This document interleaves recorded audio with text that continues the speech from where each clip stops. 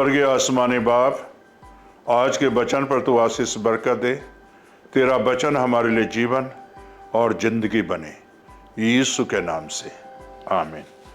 मेरे प्यारे भाई बहनों, आपके सामने मैं अभी वचन में से पढ़ूंगा लूका की इंजील 24 बाब, उसकी जो है 52 और 53 आयत 52 और 53।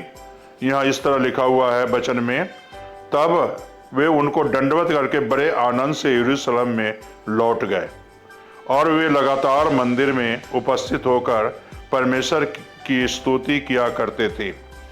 मेरे प्यारे भाई और बहनों, आप इस वचन से क्या सीखते हो? जब प्रभु यीशु मसीह मुर्दों में से जी उठे और चेलों को आशीष दिए, बरकत दिए, और जब चेले यरूशलेम में लौट गए तो मेरे प्यारे भाई बहनों, चेले बैठे नहीं रहे, घर में जाके सो नहीं गए, बल्कि जब यरूशलेम में लौट गए इस बरकत को लेकर, तो मेरे प्यारे भाई बहनों मंदिर में जाकर लोगों को बताना शुरू किए, अरे मेरे प्यारे भाई बहनों, ओ प्रभु यीशु मसीह जिसे तुमने क्रूस पर चढ़ाया है वो मुर्दों में से जी उठा है। और हम सभी चेलों को वो प्रभु यीशु मसीह आशीष दी है, वो बरकत दी है और वो स्वर्ग चले गए। आज उसी की मैं सुसमाचार सुना रहा हूं। मेरे प्यारे भाई और बहनों, जब ये आनंदित के होकर, दंडवत करके आनंदित होकर यरूशलेम में गए, लौट गए, तो लगातार मंदिर में उपस्थित होकर परमेश्वर की स्तुति किया करते थे। किसी इंसान की नहीं, बल्कि परमेश्वर की स्तुति कर रहे थे।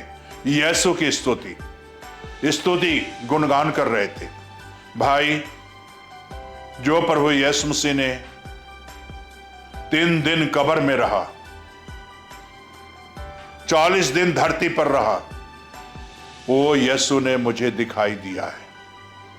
वो यीशु का मैं प्रचार कर रहा हूं जो मुर्दों में से जी उठा है। वो यीशु का प्रचार कर रहा हूं जो मुर्दा नहीं है बल्कि जिंदा परमेश्वर है। वो यीशु का प्रचार कर रहा हूं जो कब्र पर फतह पाया हुआ परमेश्वर है। वो यीशु का मैं प्रचार कर रहा हूं जो तुम्हारे पापों के लिए मारा गया, गाड़ा गया और तीसरे दिन मुर्दों में से जी उठा है। उस यीशु का मैं प्रचार कर रहा हूं। चेलों ने यरूशलेम में मंदिर में प्रचार कर रहे थे। उनके कदम रुके नहीं, उनके कदम डगमगाए नहीं, बल्कि वहां से सीधे बैतनिय्याह से सीधे यरूशलेम में पहुंचे और वहां जाकर मंदिरों में जो है प्रचार शुरू किया। मेरे प्यारे भाई और बहनों, कई बार आजकल के सेवक को पैर डगमगा जाते हैं, कदम डगमगा जाते हैं, परेशानी आती है तो डगमगा जाते हैं, दुख आता है तो डगमगा जाते हैं।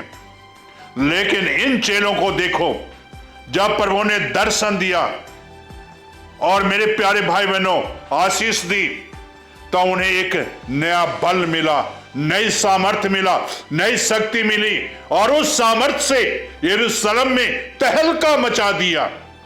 मेरे प्यारे भाई और बहनों, मेरे कहने का मकसद यही है कि जो यीशु मुर्दों में से जी उठा है, वो आपको अगर आशीष दे दे, आपको बरकत दे दे, तो मेरे प्यारे भाई बहनों आपके कदम कभी भी नहीं डगमगाएंगे, कभी नहीं आप गिरेंगे, बल्कि आप यीशु के नाम में बढ़ते चले जाओगे और आप आगे चलते चले जाओगे और आपके कदम कभी डगमगाएगा नहीं। मेरे प्यारे भाई और बहनों, मेरे कहने का मकसद यही है कि उसे जाकर वो सुसमाचार सुनाए, प्रचार किए, वचन सुनाए, परमेश्वर की स्तुति किए। मेरे प्यारे भाई बहनों स्तुति गान किए। आज हमें भी जो प्रभु मुर्दों में से जी उठा है, यीशु के वचन को सुनाओ, वचन सुनाओ, जिंदगी बदलने वाला वचन सुनाओ, जीवन देने वाला वचन सुनाओ, आशीष देने वाला वचन सुनाओ।